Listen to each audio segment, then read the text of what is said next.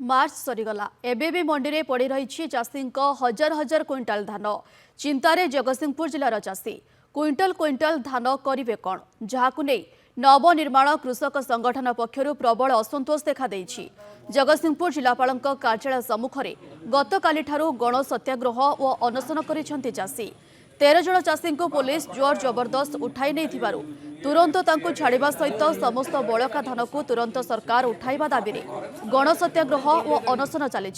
घटनास्थल में जगतसिंहपुर और रघुनाथपुर पुलिस उपस्थित रही धान बिक्री नहीं एबे चिंतार चाषी धार करज करी चाष करिथिबा चाषी किभଳି ऋण सुझिबे ताकू नहीं चिंतार पड़िछन्ति।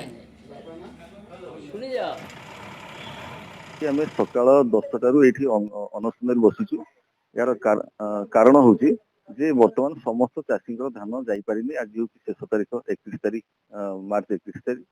एवं आमर सरकार कही समस्त चाषी धान आम नबू क्या धान बिक्री नहब सेमती हेनी क्या टोकन लास्ट जीवन समस्त नबू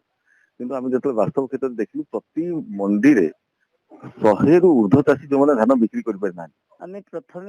कहबू जे बर्तमान आम जिलार जगतसिंहपुर जिलार 18 लाख क्विंटाल धान उठा कथा सेठी 14.5 लाख क्विंटाल धान उठी बर्तमान आज जेहेतु 31 तारीख आउ 2 घंटा बोधे 2 घंटा समय रहा ये 2 घंटा भितर 3.5 लाख धान उठा 3.5 लाख क्विंटाल धान उठा समय अवधि घुंचार जो संभावना ताहा आम पाखे बर्तमान परिलक्षित होना कौन पदाधिकारी से बाबद आमको स्पष्ट करना सरकार कहले 800 टका इनपुट सब्सिडी दे चाषीर बलका धान समस्त किणु तेणुकर चाषी 2025-26 खरीफ ऋतु तार सब पंजीकरण कला अद्यावधि 3 मास को गोटे दिन मात्र बाकी अच्छी मात्र कई घंटा बाकी अच्छी आहरी 2 लाख समथिंग धान किणवाई बाकी रहा तेणुकर चाषी मान अंधार रखी भुआ बुलाऊँ सरकार बा प्रशासन कहते आज आम 3 दिन एक्सटेंशन करदेचु 2टा मिलर चली आस